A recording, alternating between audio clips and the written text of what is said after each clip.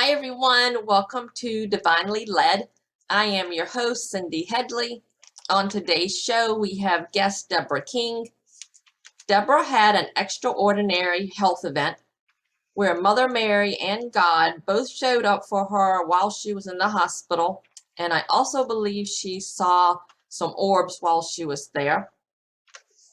I'm so excited Deborah is here to share her beautiful story with us. So let's go ahead and I'll bring Deborah on.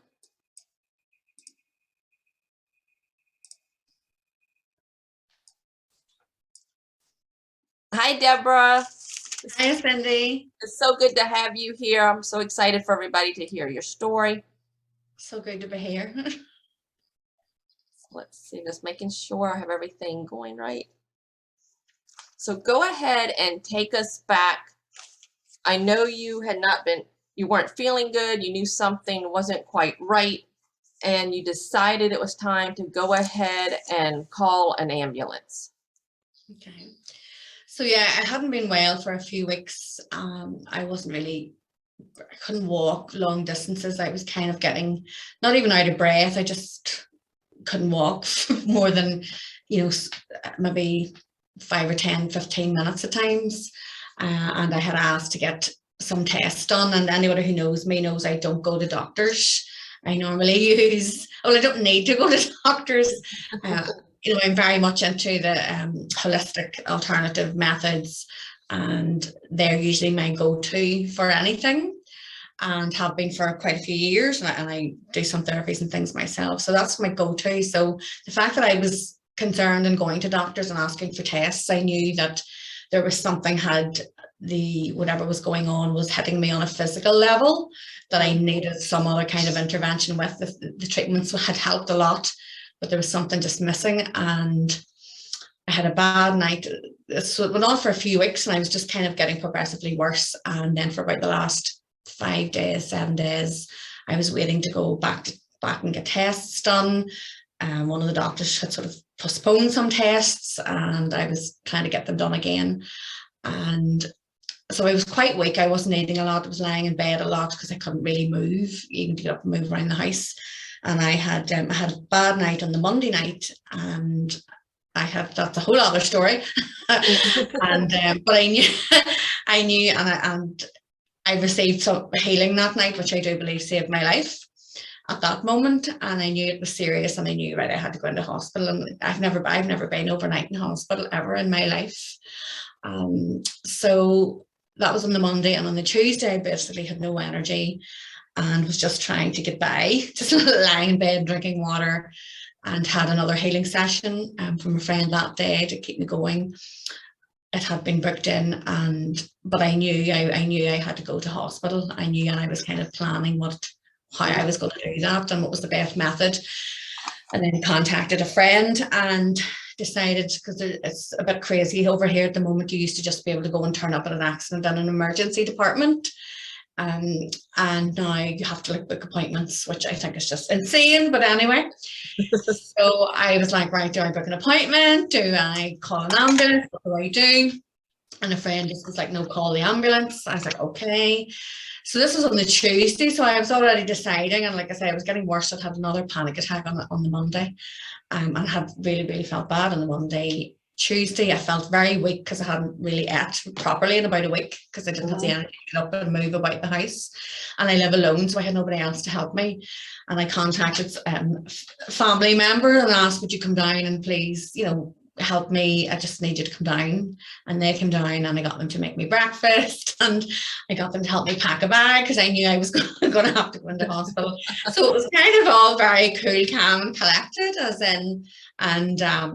the family member was like, you never told me it was this bad. I was like, it wasn't this bad until this morning, because that morning, though, it was the Wednesday then, so I knew I was going in on the Tuesday. I knew I was going to go in. And then the Wednesday, I was just getting myself ready because I needed help. I couldn't physically move. I just about managed to walk 4 or 5 steps to the front door that whole morning, and that was it.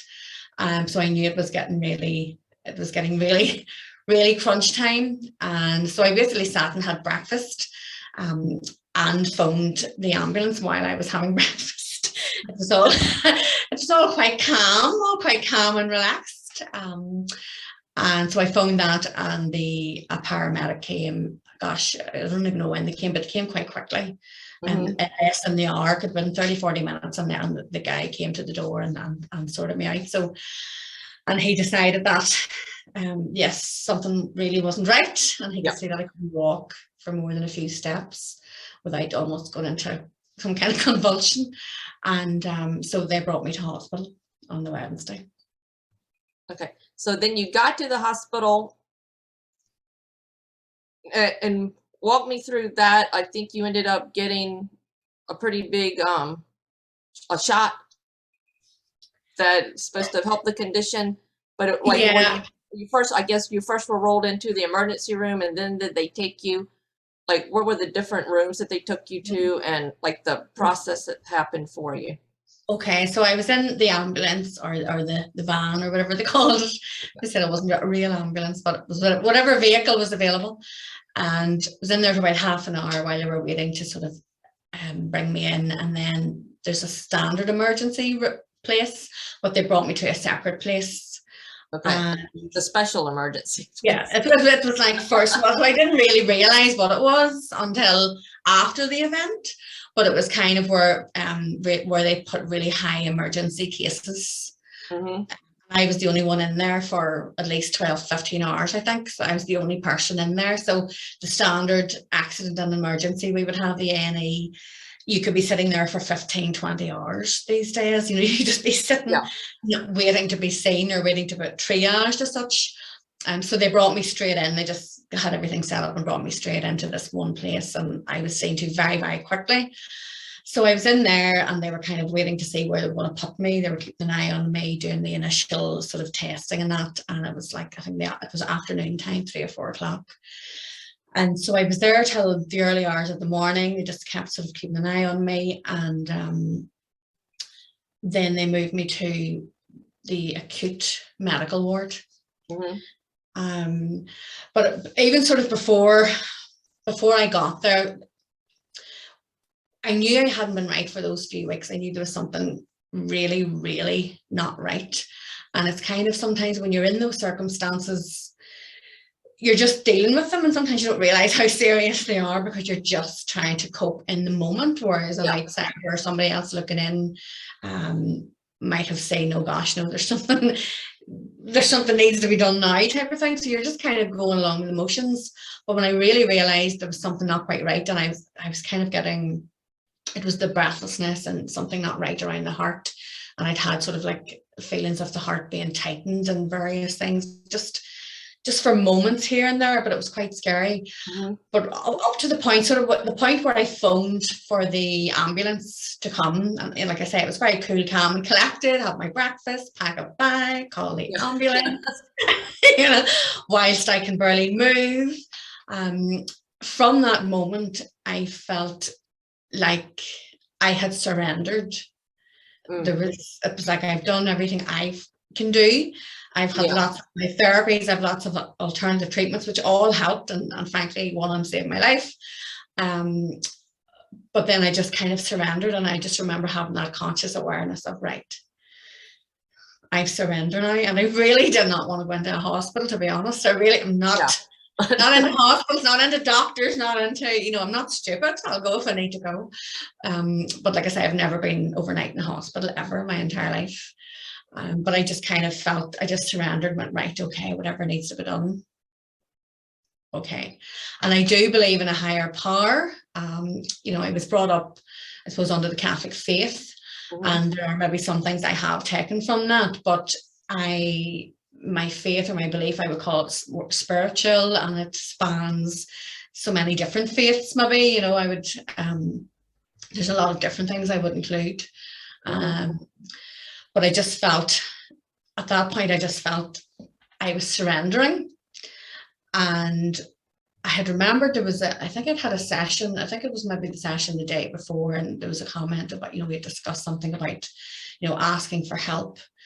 And in that moment, I just said, God and Mary. I called on God and Mary, and my God it might be very different to what other people think God is, you know, because I had a long time, even for years, I wouldn't call God God, or I wouldn't, you know, I went on this truth-seeking sort of journey about what religion is and faith and all that kind of stuff. But for what I believe God was, and because I would speak a lot about the universe and energy and all that kind of thing. But I just, in that moment, I just sort of went, right, okay. And I asked God and Mary, I suppose I see that as the masculine and the feminine. Yeah. Mother Mary, that, you know, comes from sort of the, certainly from the Catholic background. And I just asked them both to take my hands and got me emotionally and talk about it. And just to take my hands and walk with me to the hospital. Yeah. So, but you didn't necessarily, you could feel them with you, the presence, but you didn't necessarily see them like in the ambulance or the van that took you. But it was once you were in, which room was it that you started to like visually like? I probably didn't even feel them or anything. Okay. It was funny, Mother Mary had been in my mind sort of a few days prior. There was something about her cat had come into my mind, because it's not that I would call on her all the time, you know, I would do different things depending, and it had been a while since I'd even thought of her, but she had been in my mind. So when I sort of set that intention, I just said, please hold my hand and walk with me. So I never really, it's not like I felt them or anything at that point. Didn't see them, didn't feel them, but I very much believe a lot of what I do in my work, I believe absolutely in the power of intention, the power of ask, and the power of words and language. So when I set certain intentions, it is done. You know, it's not guessing, it's not dreaming, it's not hoping, it's not wishing. Yeah. Sometimes it is, but I'm aware when it is. But it was just, walk with me, please. And as far as I was concerned, they were with me, whether I saw them, didn't see them, heard them, whatever, you know, as far as I was concerned, they were with me. But it took me, it wasn't really until, I don't believe it was until I went up into the acute medical ward. So I had come out of the emergency kind of first place, and then they had said, right, to send me into this ward. I think it was in the early hours of the following morning. And it's when I went in there, and you know, I can't really even say exactly what happened. I think it was more to come in, and they were investigating everything and trying to figure out what was wrong with me. And they were coming, it felt like somebody was in every 15 minutes taking blood tests. My entire sort of arm from here to here was black and blue, just from getting needles put in it to get tests done. So, and I didn't know a lot of this until after the event as well, when I was told. So they were constantly doing tests, constantly doing all these type of things. And it was in that, room when I do remember is that they came in and they said that, you know, they had hoped that I would just be able to get a few injections and that would be it, kind of thing. And what they realized was that there was, I got a scan done, and there were clots. I had lots of clots, subpulmonary embolisms, whatever you want to call them. And I had lots of them, apparently, and huge big ones right at sort of the heart area, leading to all the major sort of, I'm not into biology, but leading all to. And these were in your lungs, but in the lungs, but they were around the heart. Okay. So I'm putting strain on the heart because it was blocking. They were like blocking everything around the lungs. And they just said, it was kind of right at the heart. It was like one or two big ones, just right in the heart area, that was causing damage or causing strain on the heart. And so initially they had said that they would give me some kind of injection that would just stop any more clots growing, or, you know, from growing. And had mentioned that there was a drug that they sometimes give people, but they don't like to give it, type of thing, because it has very serious side effects, like a lot of drugs have, including bleeding, brain bleeds and death. So and then so to be honest, around this whole time, I was quite calm. And the whole time I did have this feeling of, you know, once I had surrendered and called the ambulance, I had sort of given it over to a higher power to look after me. And I never for one moment thought there'd be any issue. I just had this calmness in me that everything was fine and that I would absolutely be okay, but I'd have to go through whatever I had to go through. And then when they come in and sort of were starting to look very worried, I had a lot of consultants come in, a lot of people from a lot of different departments. And that was like just constantly a very, very busy room. And, you know, I don't know what they were all doing at the time, but they were all like sort of trying to keep me alive and trying to figure out how to do that because it wasn't looking too good, to be honest. And I think I felt it was kind of around that time in that room. It was quite a small room and there was a lot of people coming in and out. And then they told me, they came in and sort of said, you know, because they put me on oxygen. And they were just like, look, your oxygen's not, you're not getting the oxygen, even though I was on full sort of this oxygen tank and this, the fancy oxygen, a warm oxygen or something, or water oxygen, some kind of weird name. And they said, look, you're still not getting it. We have you on like nearly 100% oxygen and you're not, it's not going in. The block's too much. And then they said, one of the doctors came in and she was like, you're going to have to get, you know, I'm really advising you to get this other procedure done, which has these side effects. But she says, you need it. And you could see the look in her face. And she was like, you need this, nothing is working. So I did have a little bit of a wobble for a few minutes. I guess so. The woman who's never been in hospital for anything, touch wood. And, you know, it took me five or 10 minutes to sort of calm myself and go into myself. And I believe it was around that time that's when I kind of first noticed or had the visualization or whatever you want to call it, that God and Mary were there in the room. And I could see, you know, it was almost like saying, you know, I was seeing them with my eyes open.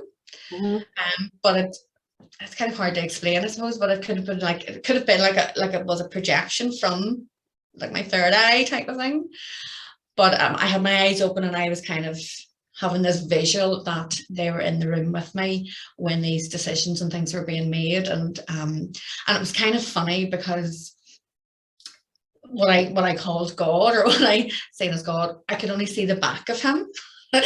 And I couldn't see any face. I couldn't even see any figure. It was almost like it was so big that I just knew that there was. And they say that too, that it was.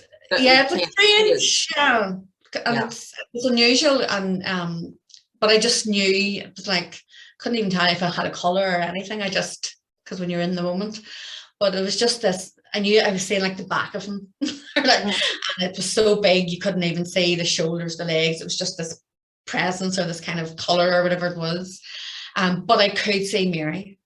And she was larger than life. She was about, I don't know what her height was. But she was maybe like 12 foot, 15 foot. She seemed really, really big. And I would describe her as glowing, translucent. It was just a kind of, so I was very aware of her. And like I say, God was just this figure, this energy over in the other corner. Well, let me ask you, were they right up beside the hospital bed, or were they behind the other people, the other doctors that were in the room? Could you tell? They were kind of, most of the time, whenever everything was going on, like I said, there was a lot of consultants coming in and out. Yeah. It was not a big room. It was a very small room. You know, you could barely fit, I think, suppose 2 hospital beds in it, but there was only 1 bed in it. It wasn't a big room, but I felt they were more in the corner. I felt like they were giving the doctors space to do what they needed to do. But I could, at times, because I went to a few different rooms, they moved me up to another room in the cardio ward to give me the injection in case anything went wrong, that I was in the cardio place, that they could deal with me right away. And it was a bigger room. It was maybe twice the size.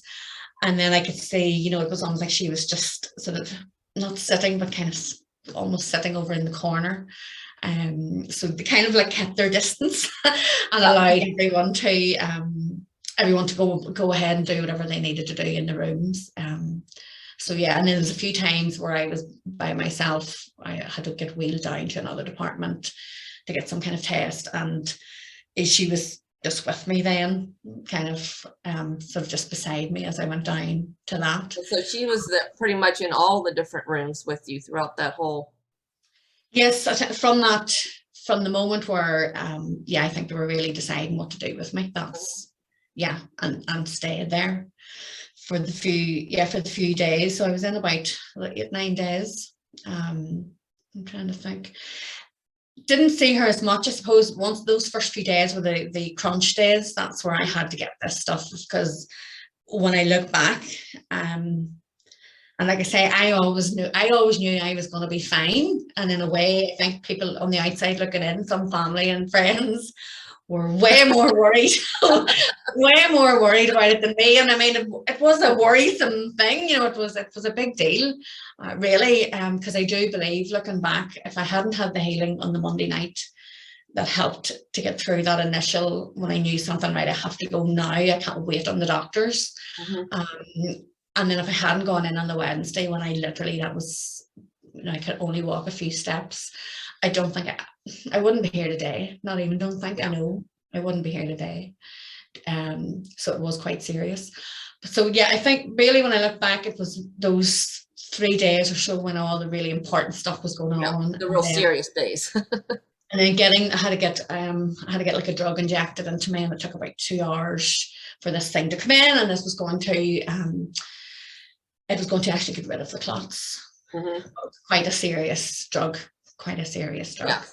And Mary and all was there, and I suppose I called them in as well. Like I say, I believe very much in the power of the mind and intention, and how powerful and energy, and how we can really create things, and I do believe in a higher power that can help us when we ask, and believe and receive it. And whenever I heard initially that I had to get this drug that had the very bad side effects, and I had the wobble of, oh my goodness, right, this is getting serious, that's when, and I believe that's when I sort of seen sort of the vision of Mary and God first. What I did was I literally lay for quite a long time, because it was hours even before I got the treatment. And I called in sort of all these higher powers. I called in my body. I spoke to my body. I called in the consciousness of the drug that I was about to receive, because I'm not really into drugs and pharmaceutical stuff, and I've rarely ever had them my entire life. And there was a slight concern as to what will that do to my body. So many of them have side effects, like they kept telling me. And so I had that little wobble, and I called in, and I literally spoke to my body. I spoke to the drug. I spoke to the higher powers. And I said, right, this is how it's all going to go down. My body's going to be fine. It's all the other organs, just you keep working. You're not going to have, the drug's just going to do what it needs to do.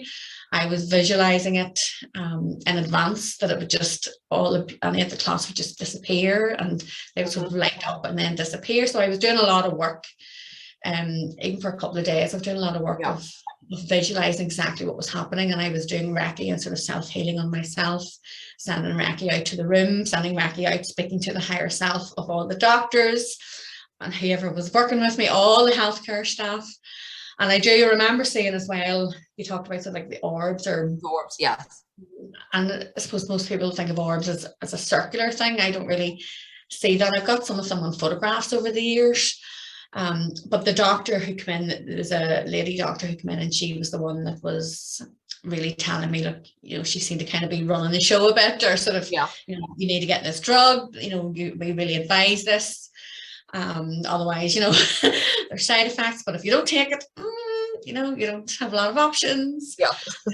And round her, and this, like I said, this is the time when I seen Mary in the room. I just saw huge big blue lights all around her. Okay, cool. And again, I took that. A lot of times I would say that, to be honest, there's times I don't know what it means. But I'm a big fan of Archangel Michael, who's like the protector. And he's somebody that I would call on a lot. And this is kind of his color. I sort of always think of this as this kind of cobalty blue type of thing. So I love this color. So a lot of times I believe it's him that be around them. I don't always know what it is. But I felt the fact that I was seeing all these sparks, these blue sparks around her, it was like she's being watched over, she's being protected, she's giving me the advice. And you're going to listen after what she's saying. Do the phone tells you.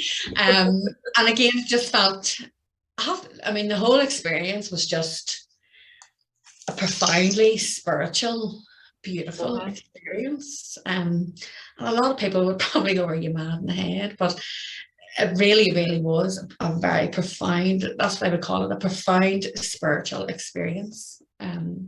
What I went through, and, you know, another sort of wake up call and look at your life and what's going on, and, you know, really live your life and all that kind of stuff as well.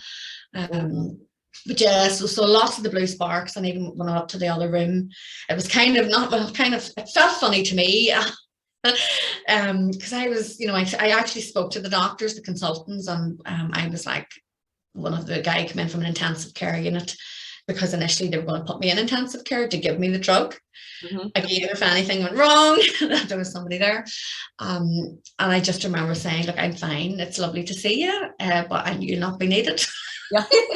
I'm sure they thought, what is wrong with this woman? But I genuinely knew it, and I genuinely believed it. And, you know, the female consultant or whoever that had told me to take, you know, advise me with the drug and the process, the procedure.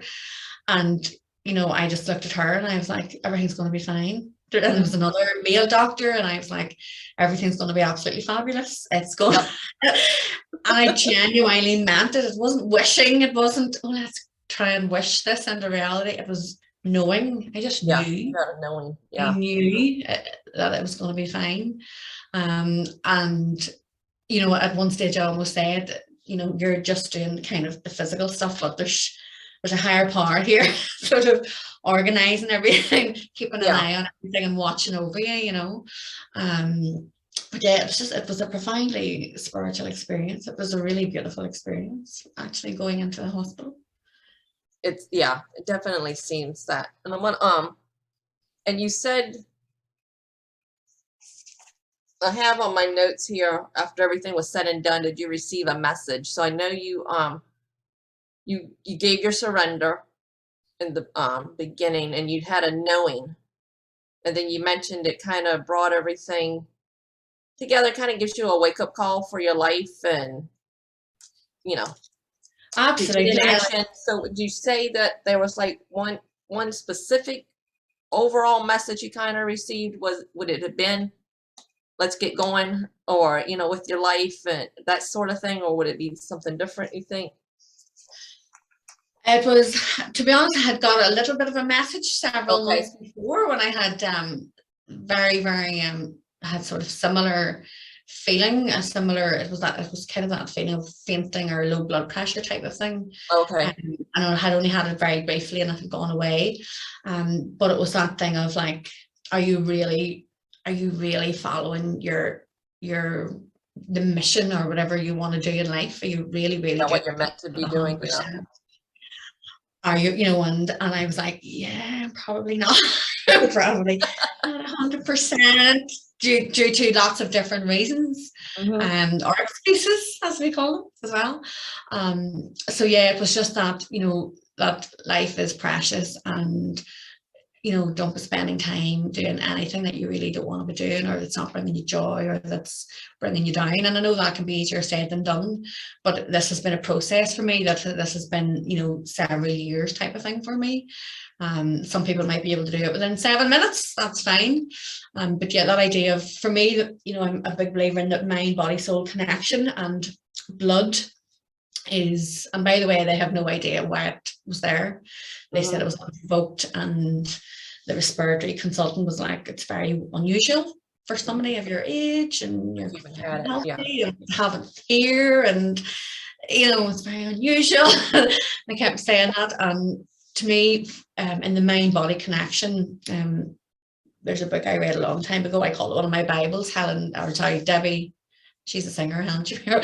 Debbie Shapiro, The Body Mind, How Your Body Speaks to You. And I find such profound wisdom in it.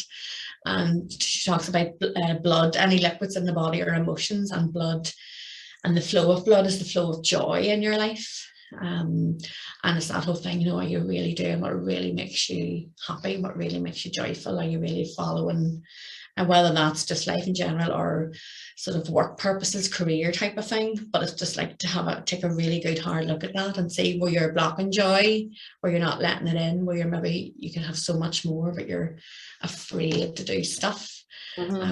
So it was just a reminder of, you might not have still be sitting here today. So the fact that you are still sitting here today, Deborah, to really, really do what you want to be doing, really follow your passion and really reflect in, because a lot of times we don't know. So it's really self-reflect and ask yourself, what is it you really want to be doing, and how do you really want to help others, and with your business and stuff. And yeah, just to reflect on that. And that's what I've been reflecting on. I've had time to reflect on that really, really, while I'm sort of recovering kind of thing. And I'm fine, but my body just needs time to sort of recover from what it went through, type of thing. So yeah, that's a very long answer, but yeah, the message was do what you love, find more joy, do what you love.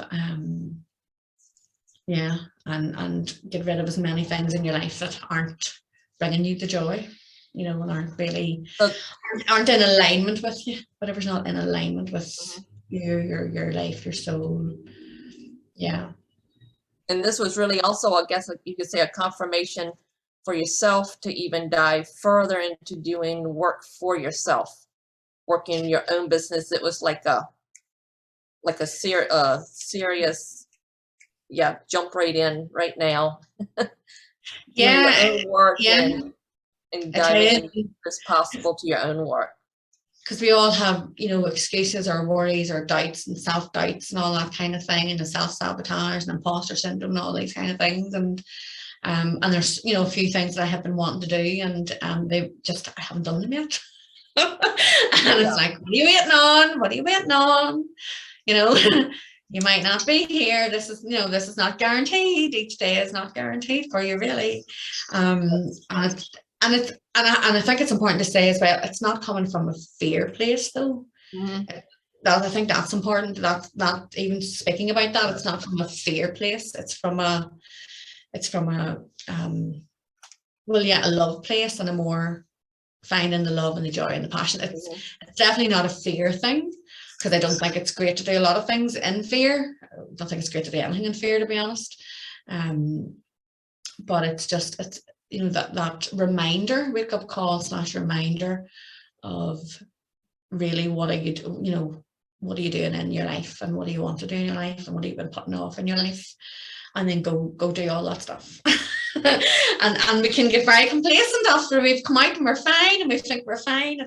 So it's just that reminder of just remember what happened. Remember, you got away with it quite likely, really, given the procedure and stuff. But yeah, really reflect on what you want to be doing, and if there's any changes that you want to make in your life, and also just the self-care and the self-love and looking after yourself as well. Now, if anybody wanted to get in touch with you, if they wanted to hear like where you might be speaking next or have a session with you, is there a place that could they email you, or do you have social media that they could follow you on? Yeah, on social media, on Facebook, Deborah King Be Empowered, BEE, or they can just get me under my name, Deborah King, as well. And BEE, because my name means bee, Deborah means bee. I'm not really very active on Instagram. You can find me there, but Facebook's the best, or I'm also on LinkedIn as well, just under Deborah King. And I'll put a link below this video as well. Yeah, and I have a wee website that I put some blogs and things on, but mostly through sort of social media. Well, Deborah, it's been such a pleasure having you on, and your story is so incredible and so inspiring. Thank you for having me on. It's the first time I've really spoke about it.